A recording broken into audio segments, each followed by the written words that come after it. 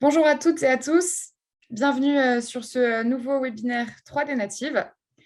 Alors aujourd'hui, nous allons vous parler de la prothèse Matisse qui a été réalisée par l'entreprise Lattice Médical grâce à la fabrication additive. Donc nous allons retracer son histoire de sa conception à son implantation. Car oui, aujourd'hui, la prothèse Matisse a été implantée avec succès chez une patiente. Donc on va revenir sur toutes les étapes du projet. Et nous verrons comment le groupe AVA 3D a accompagné la jeune pousse dans son projet et en quoi l'impression 3D a joué un rôle clé.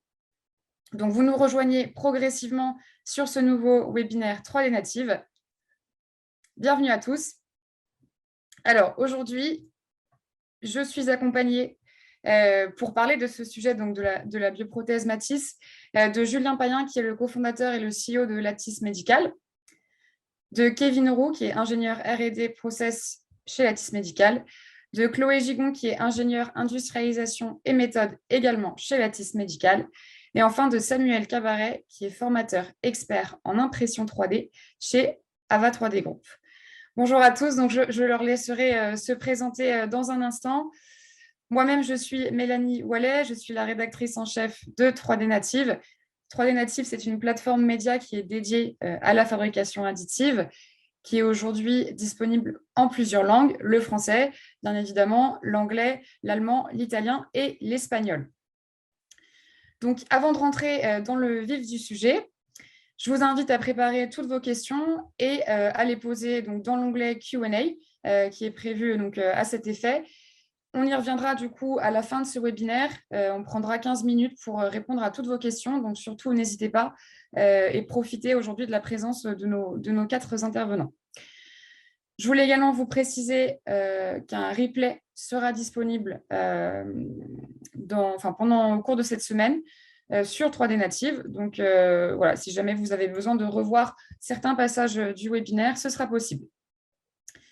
Donc, avant de commencer, pour ceux qui ont l'habitude, on lance toujours un rapide sondage pour permettre en fait aux intervenants de mieux cerner l'audience aujourd'hui et d'affiner leur discours en fonction. Donc, je vais l'afficher à l'écran. N'hésitez pas à y répondre. C'est vraiment très rapide. Voilà, il y a 4 questions. Ça permettra à nos intervenants de mieux vous connaître.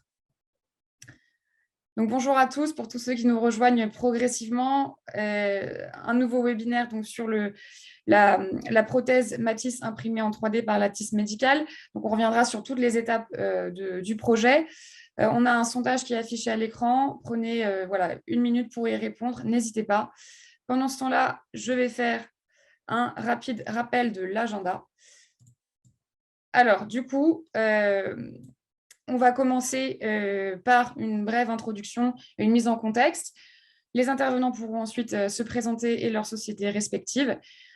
On reviendra sur le contexte du projet et la phase de développement de la bioprothèse Matisse avant de comprendre toute la phase de production et la première implantation chez une patiente. On reviendra ensuite sur le choix des imprimantes et des matériaux. Voilà, donc quelle technologie a été privilégiée, quels matériaux et pourquoi. Et enfin, on conclura par un retour d'expérience et on essaiera de comprendre un petit peu quels sont les horizons de cette bioprothèse, quelles sont les prochaines étapes et les prochains développements. Et comme je le disais au début, on aura une session de questions-réponses avec nos intervenants. Donc, surtout, n'hésitez pas à les poser dans l'onglet. Je vais laisser encore le sondage 30 secondes du coup à l'écran, puisque vous êtes encore quelques-uns à y répondre. Je vois que vous êtes également quelques-uns à nous rejoindre progressivement, donc bienvenue si vous venez tout juste d'arriver. On va pas tarder à commencer ce webinaire et à entrer dans le vif du sujet. Voilà, je vais mettre fin au sondage et partager les résultats avec vous. Donc aujourd'hui, vous êtes quand même plus de la moitié, donc 58% à avoir un projet à développer en lien avec l'impression 3D. Avec 70% d'entre vous qui possédaient déjà une imprimante 3D. Et du coup, la majorité d'entre vous, comme vous possédez voilà, une imprimante 3D, il y en a quand même quelques-uns qui souhaitent, qui ont un projet de s'équiper d'une autre machine ou simplement de leur première. Et vous êtes quelques-uns également à vouloir bénéficier d'un accompagnement. Hop, j'arrête le partage.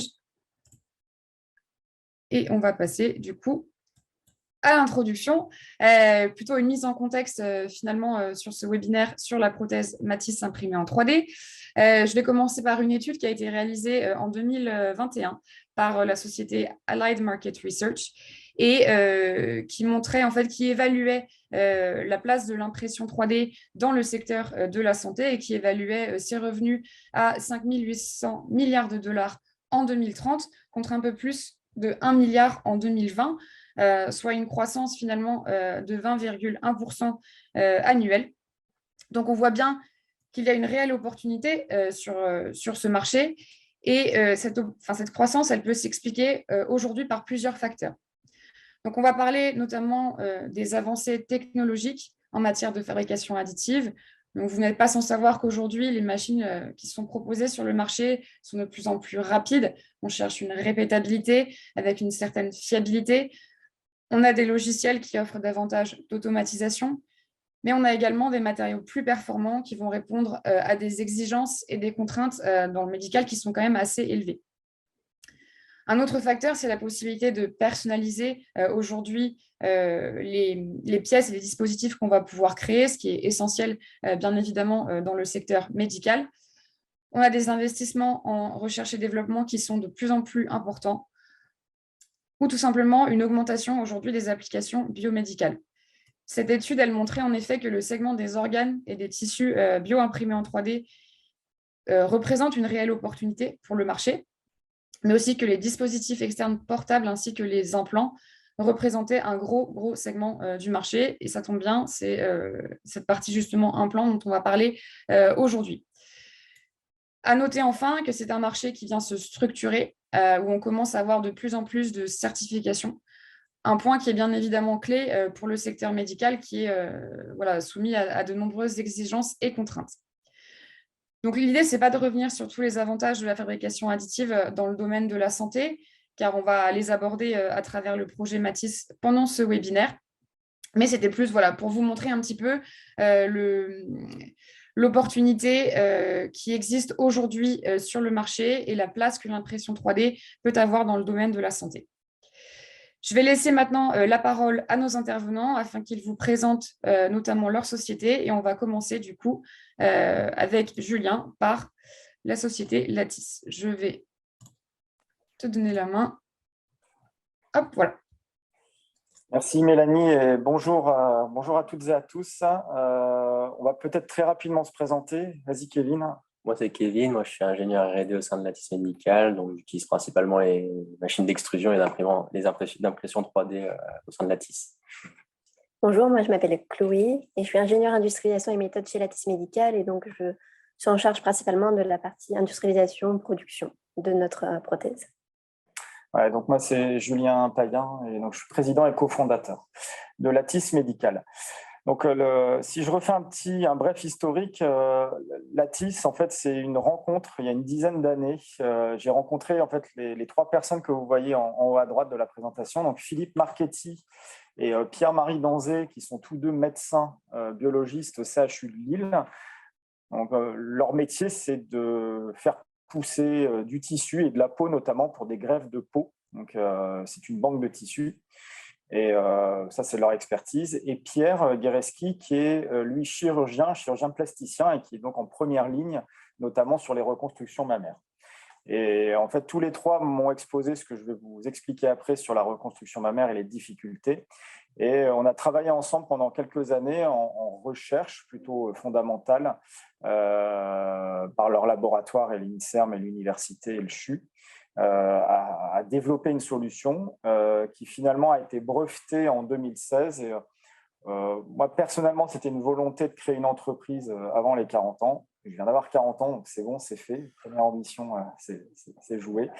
Et voilà, le sujet est super. On est quand même là pour essayer d'améliorer le soin et le retour à la vie de femmes qui ont eu un cancer, et tout en essayant de créer de l'emploi, de créer de la fabrication et de la valeur ajoutée sur le territoire. Donc, c'est un peu ça nos valeurs également.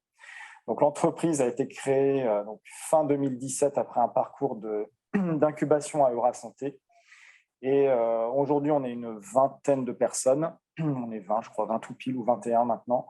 On a fait une première levée de fonds en 2018 pour financer notre phase préclinique et on a levé récemment 8 millions, là cette fois-ci pour financer la phase clinique, parce que c'est un peu le sujet d'aujourd'hui, c'est que voilà, on est rentré en phase clinique avec la première implantation sur une patiente.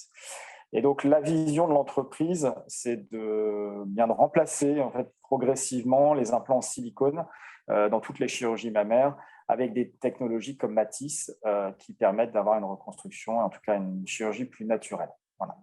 Et évidemment, dans notre parcours, on a accompagné par des chercheurs, des conseillers, des advisors ici, dont chirurgiens, scientifiques au niveau international. Merci beaucoup, Julien. Hop. On va passer du coup à Samuel. Merci, bonjour à tous, merci de nous rejoindre pour ce webinaire. Dans un premier temps, je vais vous présenter donc, la société AVA 3D qui va être le spécialiste français pour la partie fabrication additive. Et nous sommes depuis 2013 sur ce secteur. Notre but, c'est de commercialiser des solutions de fabrication additive et de faire plus. Donc, nous sommes constitués de 4 différentes entités que je vais pouvoir vous présenter. Et donc, le but, c'est vraiment de pouvoir accompagner chaque utilisateur à démocratiser l'impression 3D sur son secteur.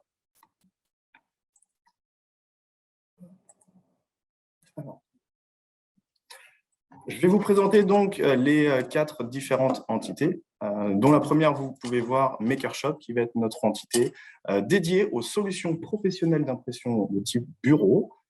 Sur notre site en ligne, on pourra y retrouver une large gamme d'imprimantes, de scanners, de matériaux, filaments, résines et pièces détachées, et tout cela sur des marques phares présentes sur le marché.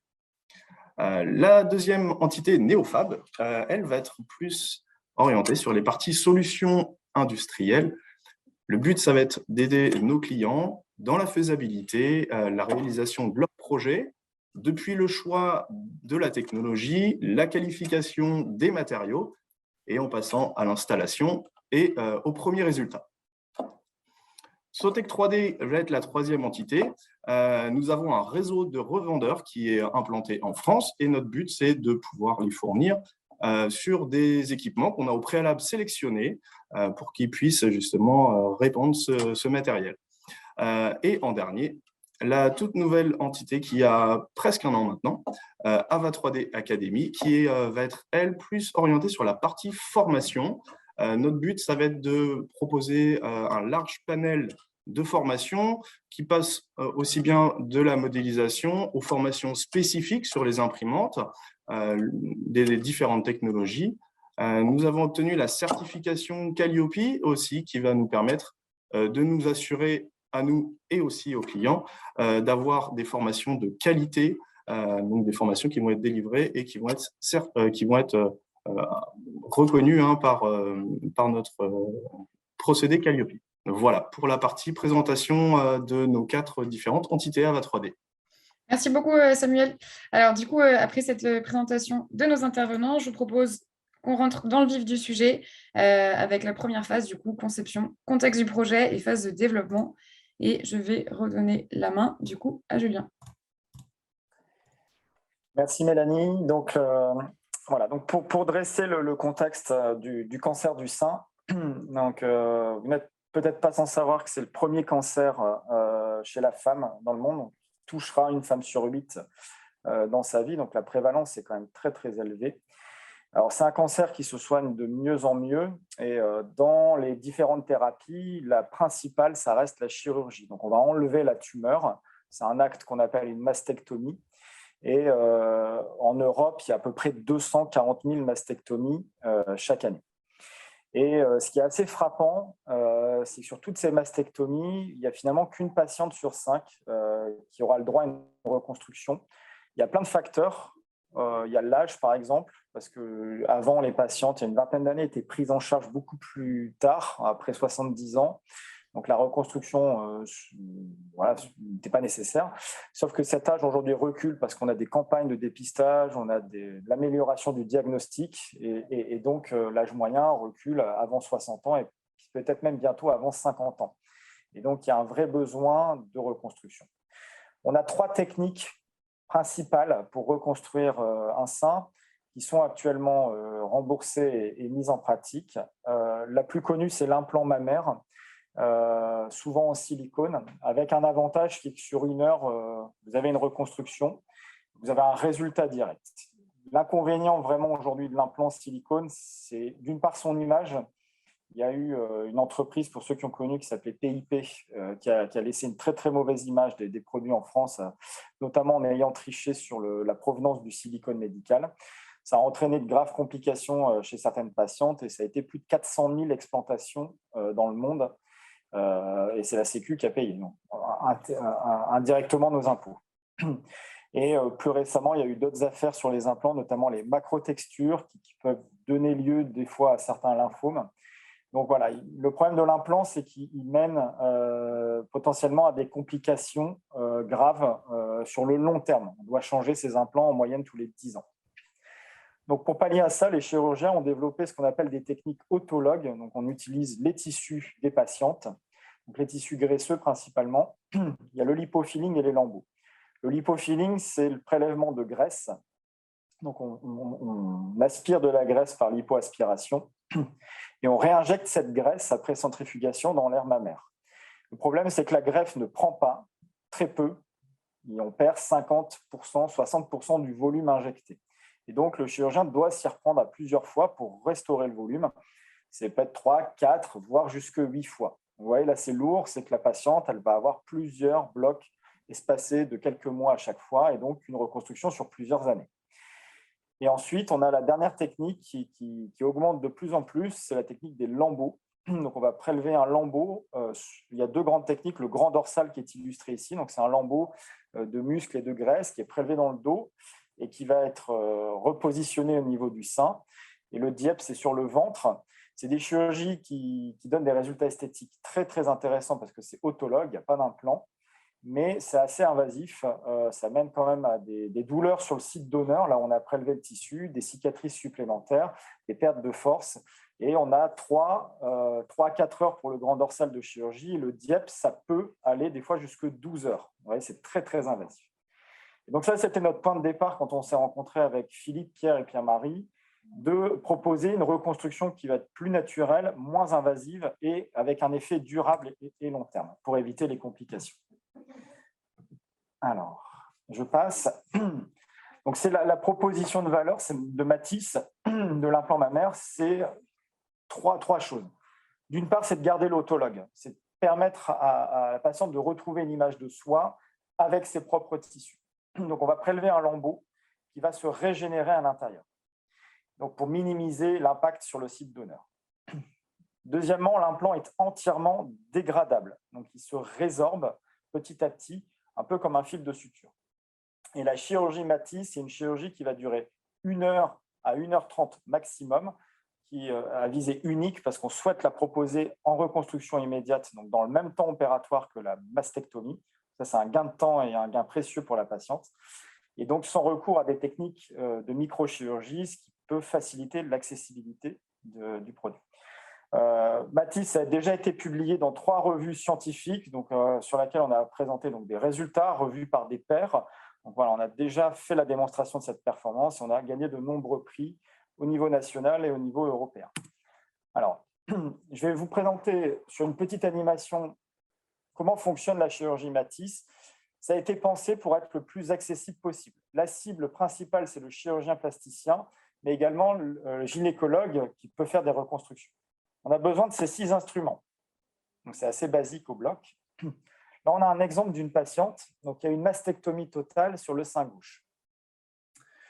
Donc, on va reprendre ce qu'on appelle la même voie d'abord, c'est-à-dire la même cicatrice qui a servi à la mastectomie. Donc, il n'y a pas d'ajout de cicatrice supplémentaire.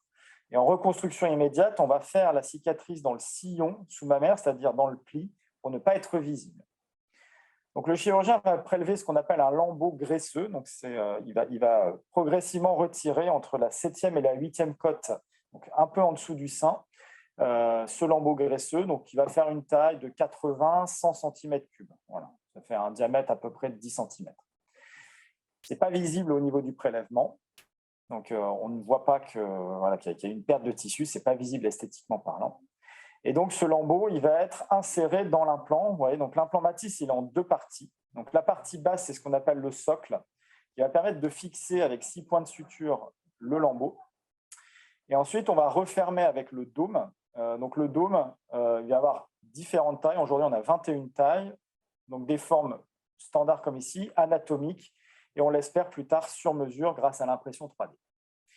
Et donc, une fois implanté, le tissu qui est à l'intérieur se régénère progressivement entre 3 et 6 mois, et au bout de 18 mois, l'implant disparaît totalement de l'organisme. À la fin, la patiente retrouve un volume graisseux avec ses propres tissus de façon naturelle, et il n'y a plus de présence de corps étranger ni d'implant. Voilà. Alors, pour étayer, je suis allé trop vite, je vais revenir en arrière. Pour étayer en fait tous ces résultats, je vous présente juste 2 planches très rapides. Donc ça, c'est des résultats techniques qui ont été publiés notamment dans le journal Scientific Report de la revue Nature. On a fait énormément d'essais, ce qu'on appelle précliniques, donc avant de rentrer en clinique sur l'humain. Tout ça pour démontrer à la fois la sécurité du dispositif, donc ce qu'on appelle la safety dans le métier, et également la performance, de démontrer que ça fonctionne. Donc là, c'est une slide qui présente la performance. On fait des essais au départ sur ce qu'on appelle des mini-pigs, donc c'est des cochons de 80 à 90 kg, qui permettent d'utiliser l'implant, c'était cette taille-là, donc l'implant dans sa plus grande taille, vraiment d'avoir le vrai implant in situ, la même dimension, et d'être dans ce qu'on appelle le worst case, c'est-à-dire le cas le plus compliqué, c'est-à-dire le plus gros volume à régénérer. On prélève le tissu initial sur le lambeau, donc ça va être la même technique chirurgicale que sur une patiente, et on va contrôler à l'IRM le volume régénéré. Donc, vous voyez, le volume initial, il fait 80 cm3, et donc progressivement, vous voyez là, à 90 jours, le volume interne a été rempli. Et donc, on reporte sur la droite, là, sur cette courbe, à chaque mois, donc premier mois, deuxième mois, troisième mois, sixième mois, neuvième mois, 12, 15, 18, jusqu'à 21 mois, on va reporter le volume mesuré. Donc là, il y a 2 choses importantes. Premièrement, c'est vous voyez, il faut à peu près 6 mois pour atteindre le volume max. Et donc ça, c'est dans les 3 à 6 mois.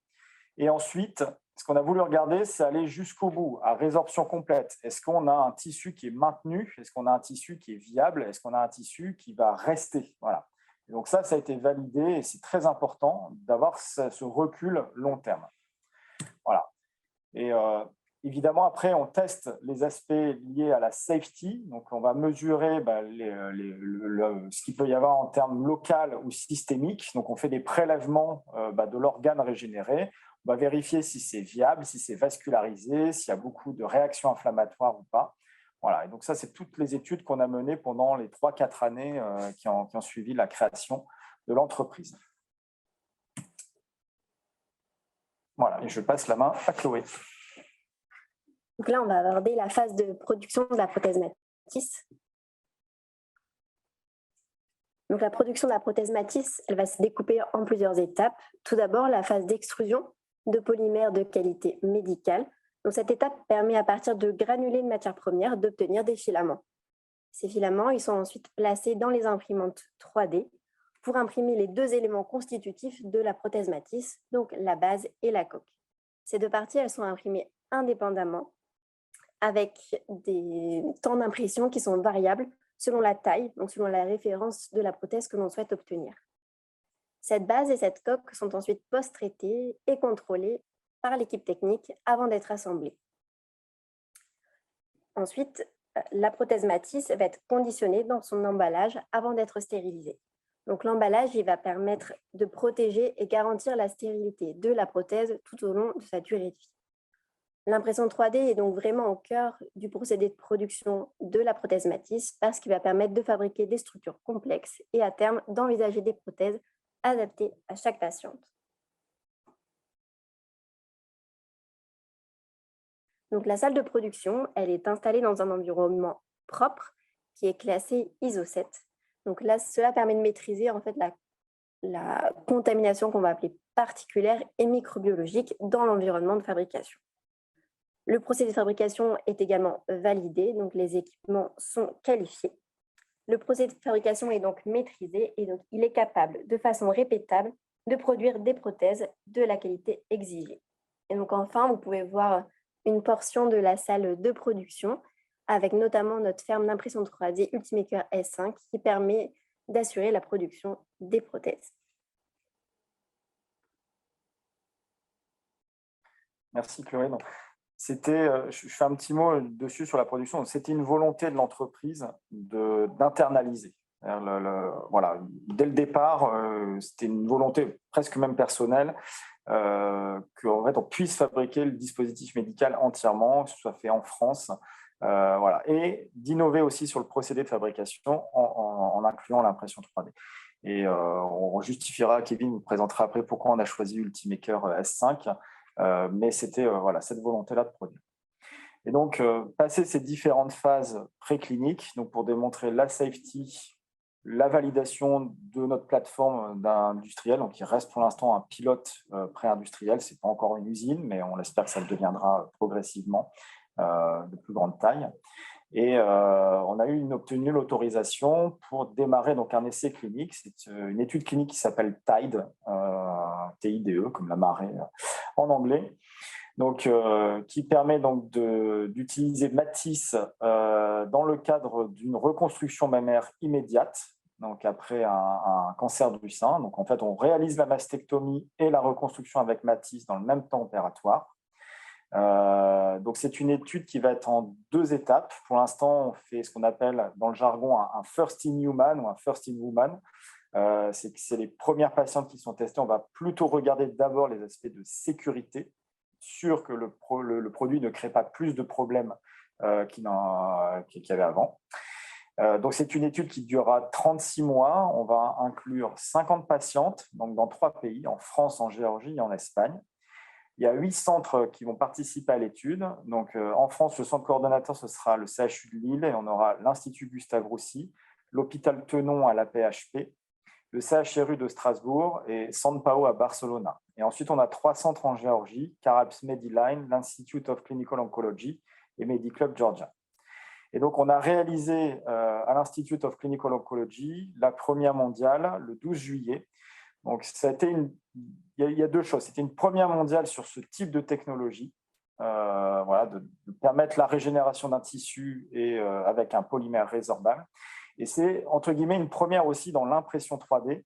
À notre connaissance, après je me trompe peut-être, mais à notre connaissance, il n'y a pas eu aujourd'hui d'implantation de polymère résorbable imprimé 3D. Voilà. Je pense il y a des cas dans le métal, beaucoup aujourd'hui, peut-être la céramique, mais je n'ai pas vu aujourd'hui dans le milieu polymère. Donc, c'est une étude qui dure 3 ans. On a fait une première communication donc, sur cette première intervention donc, qui s'est très bien déroulée. La chirurgie est un succès. Il n'y a pas eu de douleur observée. La cicatrisation était complète en 30 jours. Et donc là, maintenant, on va être dans une phase d'observation et d'inclusion de plus de patientes. Et donc, on fera un premier rapport normalement d'ici 1 an, entre septembre et octobre, après l'inclusion des 10 premières patientes et 6 mois de recul pour être sûr qu'il n'y ait pas d'effet indésirable. Voilà.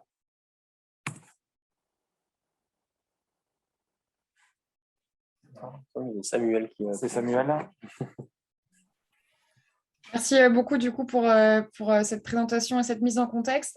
Du coup, alors là, l'objectif, c'est de comprendre pourquoi vous avez choisi les imprimantes Ultimaker et les matériaux que vous utilisez aujourd'hui.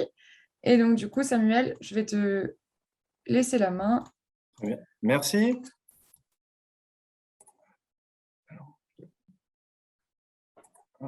Alors, je vais vous présenter un petit peu l'imprimante qui était sélectionnée, retenue par Lattice Médical pour la production de ces implants. qui va être, comme vous l'avez entendu, l'Ultimaker S5.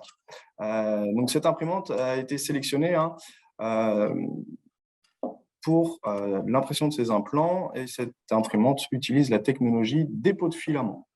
Le principe de fonctionnement de cette techno, c'est de construire une pièce par superposition de couches d'un polymère qui a été fondu. Donc, certains éléments sont importants pour la sélection de cette machine. Les spécificités techniques, la fiabilité et la polyvalence sont des critères importants. Et cette imprimante, elle offre un volume d'impression, dans un premier temps, qui est assez important, de 33 par 24 par 30 cm. Et cela offre la possibilité d'imprimer rapidement et avec une grande qualité d'impression. La flexibilité de cette imprimante offre aussi la possibilité de changer certains éléments, comme par exemple le print core, qui est l'élément où le filament est fondu puis extrudé. Et cette étape nécessite généralement à peu près de mettre l'imprimante en maintenance pour réaliser ce type d'intervention. Et avec ce système de print core, en moins de 2 minutes, cette opération peut être réalisée. Cette imprimante, elle permet aussi la double extrusion, donc d'imprimer 2 matériaux en même temps. Et aussi, elle propose l'ouverture des filaments sur les plus grandes marques. Et donc, l'utilisateur n'est pas captif de la marque.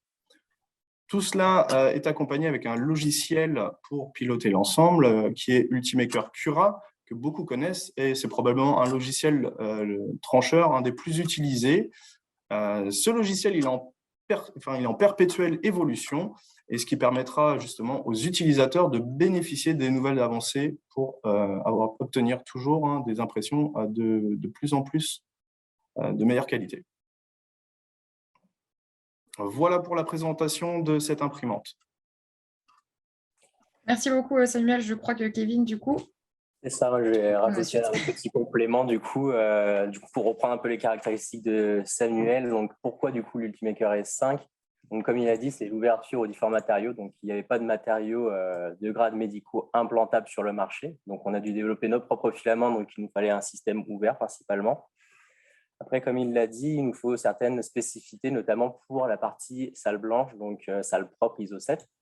Donc, principalement, il y avait le plateau en verre, donc plateau en verre lisse, qui était facilement nettoyable et qui ne présentait pas d'aspérité. Donc, on n'avait pas de micro-organismes qui pouvaient se loger dans les porosités du plateau. Comme avait évoqué Samuel, il y avait les prime core. Les prime core sont facilement changeables. Donc, en quelques minutes, on peut retirer un prime core et faire du coup, s'il est bouché, la maintenance à l'extérieur de la salle blanche. Donc, ça évite de contaminer l'intérieur de la salle. Il y a aussi la partie Digital Factory de Ultimaker qui est très intéressante pour nous. On peut surveiller les prints à distance, notamment avec la caméra. Donc, si jamais il n'y a pas besoin d'avoir un opérateur qui se déplace et qui rentre dans la salle, donc chaque opérateur ramène des particules. Donc, si on peut éviter au maximum des déplacements dans la salle, c'est toujours mieux pour nous. Et après, il y a toujours aussi le fait des maintenances qui sont très simples chez Ultimaker. Les systèmes sont relativement faciles à utiliser. Il y a la double extrusion aussi qui était très importante pour nous, que je n'oublie pas surtout, parce que nous, on a une forme de matière qui est en demi-sphère. Donc, pour ceux qui connaissent un peu l'impression 3D, ce n'est pas possible d'imprimer une matière, une forme telle que celle-ci sans support. Donc, on a une matière support à utiliser. Donc, on a 2 matières à imprimer en même temps, notamment pour la coque. Et donc, c'est à peu près tout pour l'Ultimaker S5 pour moi. Et je vais continuer du coup avec, si j'ai la main, pour la slide sur les choix des matériaux. Donc, on a toute une ferme d'impression 3D, donc on a un vrai savoir-faire dans le domaine médical. Mais pour le moment, on ne commercialise pas. Mais on a développé une branche qui s'appelle Lattice Service. Donc, cette branche Lattice Service, c'est une branche un peu à part de Lattice Médical, dans laquelle on va commercialiser donc, des services et des filaments liés. Donc, tout ce qui est lié à l'impression 3D, donc tout ceci est lié aussi au domaine du médical. Donc, on a différents filaments, donc des filaments implantables. Donc, sur la gauche, on en avait 3. Donc, ils ont des noms un peu barbares, mais donc, ils ont différentes propriétés. Les principales propriétés sont les temps de résorption. Donc, ces filaments, une fois implantés dans un organisme ou in vitro, vont se résorber plus ou moins rapidement. Donc, le premier, le PDO, il va se résorber en 4 à 8 mois, donc il se résorbe très rapidement. Les 2 autres sont un peu plus longs, il faut quasiment 2 ans pour des temps de résorption. Mais ce qui différencie les 2 suivants sont les propriétés de la matière. Par exemple, le PLCL va être beaucoup plus souple. Donc, il va se permettre de faire des pièces très flexibles. Donc ça a un avantage, par exemple, si on veut faire des mèches. Et le dernier, par exemple, le PLGA, lui, va être beaucoup plus rigide. Donc, on peut penser beaucoup plus à des applications dans de l'osseux. Donc, notamment l'utilisation de scaffold, donc pour combler des petits défauts osseux, pour régénérer la partie osseuse manquante. Et à côté de ça, donc, on a développé des filaments qui sont non implantables, mais qui sont toujours de grade médicaux, mais contact peau. Donc, ils sont sur la droite de la caméra, on a différentes bobines. Donc, ces filaments, ils ne se résorbent pas, mais par exemple, on peut les utiliser pour des applications type orthèse ou des dispositifs médicaux qui vont être en contact avec le patient directement sans être implantés. Donc, on a différentes matières, donc des matières très communes, ABS, polycarbonate, un thermoplastique très souple, un PETG. Et donc, on peut imaginer tout type de dispositifs médicaux non implantables à réaliser. Et donc, tous ces filaments sont disponibles à la vente. Donc, vous pouvez les retrouver sur notre site internet ou nous contacter directement par mail. Et aussi, on peut donner des accompagnements sur tous ces filaments pour les imprimer. Donc, on a des conseils techniques. Et bien sûr, tous ces filaments sont imprimables sur les imprimantes Ultimaker S5. Mais pas que, on a des filaments aussi en diamètre 1,75, donc tout type de machine peuvent utiliser ces matières. On a vraiment une volonté d'avoir quelque chose qui reste ouvert. Et donc, je pense que c'est tout pour moi.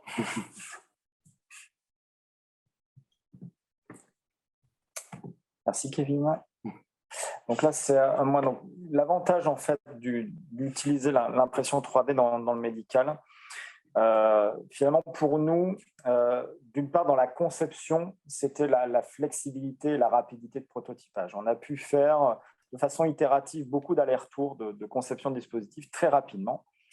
Le fait d'avoir choisi le FDM et pas d'autres types de technologies 3D, c'était aussi la flexibilité liée aux matières premières, parce qu'il y a beaucoup de matières premières qui ne sont pas disponibles dans les autres technologies d'impression 3D, SLS, SLA. Et donc là, on a cette expertise de polymère sur l'extrusion. Le deuxième avantage, c'est que finalement, ça rejoint la rapidité et la flexibilité, c'est la conception. On a la conception informatique en préalable. Donc, on a aussi dans l'équipe des mécaniciens qui travaillent sur les modélisations mécaniques des futurs produits. Et donc, cette conception est accélérée. Il y a une partie de la prothèse Matisse qui n'est pas réalisable en injection, donc c'est aussi pour ça qu'on s'est dirigé vers l'impression 3D, mais dans l'esprit notamment avec cette ferme S5, c'est de démontrer qu'on va être en capacité c'est vraiment un objectif de démontrer qu'on va être en capacité de produire des volumes, donc de la quantité, à un tarif, et on espère pouvoir s'approcher plus tard sur le marché d'un tarif équivalent, voire moins cher que les implants de silicone. Et donc de le faire cette démonstration avec l'impression 3D. Et parce que il y a ça, évidemment, produire un implant, c'est plus long sur une imprimante 3D que sur une presse à injecter, mais il y a plein de temps masqué que vous pouvez réaliser pendant que vous imprimez, puisque la machine tourne toute seule, il n'y a pas besoin d'opérateur. Donc il y a des gains de temps, il y a des gains aussi d'argent, parce qu'on a moins d'intervention humaine sur des postes répétitifs. Donc ça, c'est un vrai avantage. Et après, donc, on a ce degré de liberté de design et de matière, c'est que on charge finalement les différentes tailles directement dans la machine. Donc, il n'y a pas besoin de changer de moule, il n'y a pas besoin de temps d'arrêt. On est toujours en production continue. Et ça va nous permettre à terme de faire des prothèses adaptées. Donc, ça, c'est un vrai gain également pour les patientes d'avoir finalement la forme, on espère, la plus exacte possible retrouvée. Voilà. Alors, pour conclure cette présentation et ce webinaire, puis après on va passer aux questions. Donc, les 2-3 petits messages que je voulais passer. Donc, le fait d'utiliser l'impression 3D, finalement, nous, c'est de démontrer, ce qui a été dit en introduction par Mélanie, c'est qu'il y a un vrai potentiel marché aujourd'hui. On doit s'en saisir. Et finalement, d'avoir fait cette première sur l'humain, c'est aussi, j'espère, permettre que d'autres entreprises y aillent, que le secteur se développe, parce que finalement, c'est vraiment un bénéfice aussi pour tous les patients. Il ne faut jamais perdre en ligne de mire qu'on fait ça pour du soin, pour de la thérapie, et que si on intègre l'impression 3D, ce n'est pas pour rien, ce n'est pas juste pour faire beau, c'est pour amener des solutions innovantes en thérapie sur les patients. Et voilà, le compromis qu'on a trouvé, c'est que voilà, il n'y avait pas les matières premières disponibles, grade médical, résorbables. On a développé la chaîne de valeur. On a trouvé le meilleur compromis avec les imprimantes Ultimaker. Et donc, voilà, avec une machine qui finalement a un coût de revient qui n'est pas élevé donc à l'achat, mais qui finalement est suffisamment précise pour notre cahier des charges. Alors, c'est sûr, ce n'est pas aussi précis qu'une SLS à 150 000 €, mais dans notre cahier des charges, ce n'est pas nécessaire parce que l'implant se résorbe. Voilà, donc ça, c'est notre retour d'expérience. Et finalement, c'est quoi nos étapes pour la suite? Donc, vous l'avez vu, il y a 3 ans de clinique. Donc là, on va être en attente de ces résultats, donc des différentes implantations dans les 8 centres que j'ai cités, d'avoir le temps de recul nécessaire pour voir comment le produit est toléré, supporté, est-ce que ça fonctionne aussi bien qu'on l'a eu sur l'animal. Donc voilà, ça, c'est 3 ans d'essais cliniques en Europe. Ça permettra de commercialiser, on l'espère, le produit fin 2025. Voilà. En parallèle, on va faire le même type d'essai pour les US. Donc là, on est déjà en cours de discussion avec la FDA. Donc, on espère pouvoir lancer ça courant 2024. On ne veut pas s'arrêter qu'à Matisse. Donc, on développe d'autres dispositifs. Donc, voilà, ça, c'est l'avantage de l'impression 3D, conception, prototypage rapide. Donc, on a un deuxième DM qui s'appelle Rodin, donc, qui est pour la régénération de la partie graisseuse de la peau. Donc, qui lui est espéré en clinique à partir de 2025. Et donc, on travaille avec l'équipe à un projet d'une future usine qu'on espère voir naître au moment où on sera en marché. Donc, la démonstration concrète de ce que vous avez vu avec 16 imprimantes, mais la voir avec 100, 200, 300, 500 imprimantes, allons-y gaiement. Voilà. Et bien, écoutez, merci de nous avoir écoutés. Je vais peut-être laisser Mélanie faire le mot de la fin. Merci beaucoup pour cette présentation très intéressante. Il y a beaucoup de questions, donc on va essayer d'y répondre, de répondre à toutes les questions. Alors, il y a des choses qui ont été dites en début de présentation. Alors, peut-être qu'il y a des participants qui sont arrivés en cours de route. C'est pour ça qu'on va faire des petits rappels. Donc, une première question sur l'implant. En combien de temps est-ce qu'il se dégrade totalement? Alors, je crois que Julien, tu as parlé de 18 mois. C'est aux alentours de 18 mois. Voilà, c'est ça. Très bien. Hop, voilà, donc pour ceux qui étaient arrivés en cours de route, c'est un bon rappel. Alors, du coup, on va commencer par une question de Mounira. Comment arrivez-vous à moduler et à contrôler l'augmentation de volume, sachant que la coque se dégrade à la fin? Comment maintenir le plateau en volume? Est-ce qu'il n'y a pas de risque de migration, d'invasion des tissus avoisinants? Merci Mounira pour la question. Donc, le volume, en fait, je ne sais pas si vous vous souvenez de la courbe où on a la croissance. En fait, l'implant et finalement le biopolymère qu'on a choisi, et c'est celui-ci qu'on a choisi, il permet en fait de conserver la forme pendant 6 mois, qui est le temps nécessaire pour régénérer le tissu. Voilà. Quand le tissu arrive au bord de l'implant, il y a ce qu'on appelle une inhibition de contact. C'est un peu comme quand vous avez l'os qui se répare, ça s'arrête au bout d'un moment. C'est exactement le même mécanisme. Donc, ça ne va pas continuer à grossir, ça va s'arrêter. Et à partir de ce moment-là, le polymère commence à se dégrader jusqu'à 18 mois. Ensuite, sur les réactions inflammatoires au site d'implantation, donc évidemment, il y a une petite réaction inflammatoire. On introduit un corps étranger, donc c'est tout à fait logique. Et on en a besoin de cette réaction inflammatoire parce que, vous savez peut-être, mais quand on cicatrise, en fait, on génère des facteurs de croissance qui permettent d'aider la cicatrisation. En fait, ces facteurs se retrouvent à l'intérieur de la prothèse et c'est ça qui va permettre de nourrir et de régénérer le tissu graisseux. Merci Julien. Alors, ça a été évoqué également pendant la présentation, du coup, les avantages du FDM. Stéphane, du coup, se demandait pourquoi finalement produire en FDM. Est-ce que le SLS ne pourrait pas être plus adapté pour la fabrication notamment de structures lattices sans support et en termes de cohérence matière? Alors, tu en parlais tout à l'heure, Julien, l'un des avantages, c'était justement la flexibilité en termes de matières premières. Est-ce que tu peux juste faire un rapide rappel de pourquoi le FDM pour ceux qui nous ont rejoints en cours de route? Je vais peut-être même répondre parce que le SLS, c'est vraiment une technologie qui nous intéresse, on la suit, mais pour le moment, il n'y a pas de poudres qui sont de grade médical et résorbables. Mais c'est sûr qu'elle serait vraiment adaptée, notamment pour faire la coque avec cette forme de demi-sphère où je dis justement il y a l'utilisation de support. Même pour faire le socle avec une structure très particulière, on a un mesh très fin, donc il y a un réel intérêt du SLS. Mais actuellement, il n'y a pas de matière qui existe sur le marché pour convenir, pour faire notre implant Matisse. En fait, on est obligé de passer par de la FDM, car en fait, les seuls matériaux qui existent pour le moment sont sous forme de granulés. Et donc, on fait l'extrusion nous-mêmes et après, on utilise ces filaments donc, pour faire nos pièces. On ne peut pas, malheureusement, utiliser ces granulés avec de la SLS ou de la SLA pour le moment. Donc, on est un peu limité. Merci, Kevin. Alors, il y a plusieurs questions sur les machines en tant que telles. Je vais prendre du coup la première. Est-ce qu'il existe un risque de pollution finalement par la machine, notamment des émissions de particules qui sont dues à l'usure de l'imprimante? Alors pour tout ce qui est machine, en fait, on a un planning de maintenance prévisionnel, tout à fait pour éviter en fait toute potentielle usure de la machine et du coup tous ces petits contaminants qui pourraient se retrouver dans la prothèse. Et on fait aussi énormément de tests dans notre salle pour vérifier que dans les imprimantes, il n'y ait pas de microbes. On fait aussi des tests de contamination particulière pour évaluer l'environnement. Et surtout, voilà, ce qu'on fait prioritairement, c'est qu'on change très souvent les éléments qui doivent être changés de l'imprimante pour éviter toute cette usure.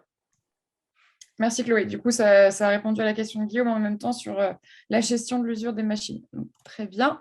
Il y a quelques questions sur les filaments aujourd'hui qui sont utilisés pour créer votre prothèse. Est-ce que les filaments que vous utilisez, est-ce qu'ils sont certifiés biocompatibles par la FDA? Alors,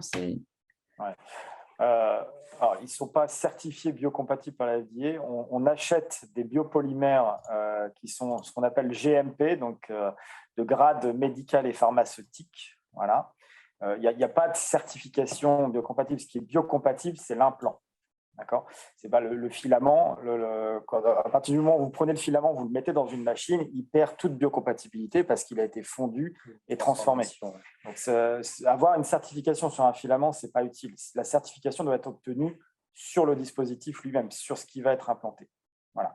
Par contre, évidemment, avoir un certificat matière, donc ça, c'est ce qu'on a, c'est important parce que ça veut dire que la matière première qui compose le produit a été faite dans des pratiques de grade médical. Voilà. Alors justement, j'aimerais bien qu'on revienne un petit peu sur ces étapes de certification d'un dispositif médical. Aujourd'hui, cette bioprothèse, quelle classe elle a? Comment s'est passée cette étape de certification? Parce que je sais que c'est quelque chose d'assez long et c'est souvent des questions qui reviennent. Oui, bien sûr. Donc oui, alors, au sens de la loi, que ce soit d'ailleurs l'Europe ou les États-Unis, donc c'est ce qu'on appelle un dispositif médical implantable de classe 3. Donc c'est la classe la plus compliquée finalement avant le médicament.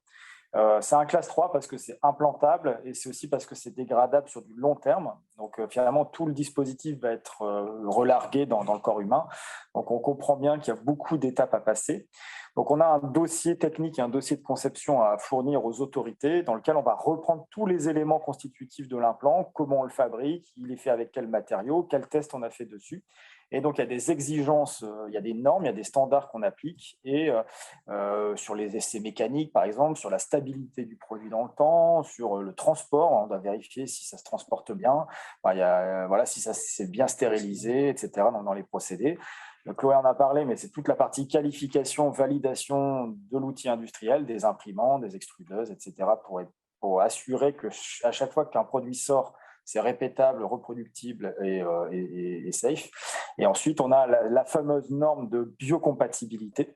Voilà, c'est ce qu'on appelle l'ISO 10993. Et le classe 3, on coche à peu près toutes les cases. Donc, c'est un test que vous êtes obligé de faire à l'extérieur dans un laboratoire certifié, agréé. C'est des essais qui durent quand même pas mal d'années. Voilà. Merci beaucoup, Julien.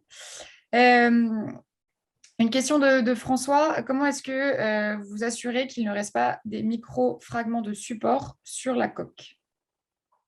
Alors justement, c'est avec la biocompatibilité, la norme de biocompatibilité. Donc, le support, c'est un support qui se dissout. Et derrière, en fait, on fait des tests physico-chimiques. Donc, il y a une réanalyse où on fait un nombre, on a différents tests pour vraiment comptabiliser tous les éléments pour voir s'il n'y a pas d'autres matières que notre polymère. Donc, on vérifie qu'il n'y a pas de…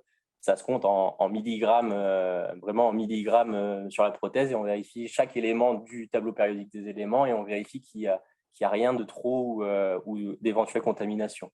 Et donc, après, on a un toxicologue qui analyse justement ces résultats et qui va nous dire si les niveaux sont acceptables ou non au niveau de la toxicité. Donc, on vérifie tout ça. Merci, Kevin. Une autre question. Est-ce qu'une application pour la chirurgie esthétique vous semble envisageable ou bien l'objectif est-il de rester sur la reconstruction mammaire? Et comment serait vécue la phase d'attente avec une coque vide par la patiente? Ouais. Donc oui, on essaiera d'utiliser le dispositif en chirurgie esthétique. Alors, la nouveauté, donc, vous n'êtes peut-être pas sans savoir, en tout cas ceux qui sont dans le domaine médical, qu'il y a un nouveau règlement européen, le MDR, Medical Device Regulation. Et donc, ce nouveau règlement, il impose quand même des nouvelles règles. Et avant, vous pouviez, par exemple, introduire un produit, je vais mettre un mesh, par exemple, pour la hernie. Et ce mesh, vous pouvez l'utiliser pour le prolapsus, vous pouvez l'utiliser en fait pour différentes indications. Maintenant, ce n'est plus possible. À chaque fois que vous revendiquez une indication d'utilisation médicale, il faut faire un essai clinique. Donc, on va devoir refaire un essai clinique pour l'esthétique, peut-être y amener quelques améliorations entre la reconstruction et l'esthétique, notamment pour améliorer le vécu. Et donc, sur la question de la zone vide, ce n'est pas vide. C'est-à-dire qu'en fait, c'est très vite rempli par le fluide de cicatrisation qui est automatiquement généré. Donc, il n'y a pas de vide à l'intérieur de la coque. C'est tout le corps tout de suite rempli avec ce liquide de cicatrisation. Et pour l'instant, ce que je peux vous dire sur l'essai, c'est que le ressenti, il est comme si vous aviez un implant entre guillemets silicone en attendant. C'est que voilà, vous avez comment dirais-je, un effet immédiat visible. Vous avez tout de suite le sein qui est reconstruit. Vous voyez, il y a une forme. Et ça, c'est quand même l'avantage, j'ai envie de dire, de la reconstruction par prothèse, c'est que vous avez tout de suite un résultat. Des fois, par lambeau, il faut attendre, enfin pas par lambeau, mais par lipofilling, il faut attendre plusieurs fois pour avoir le résultat final. Là, vous avez déjà un résultat. Merci, Julien. Alors, une autre question sur la partie imprimante 3D.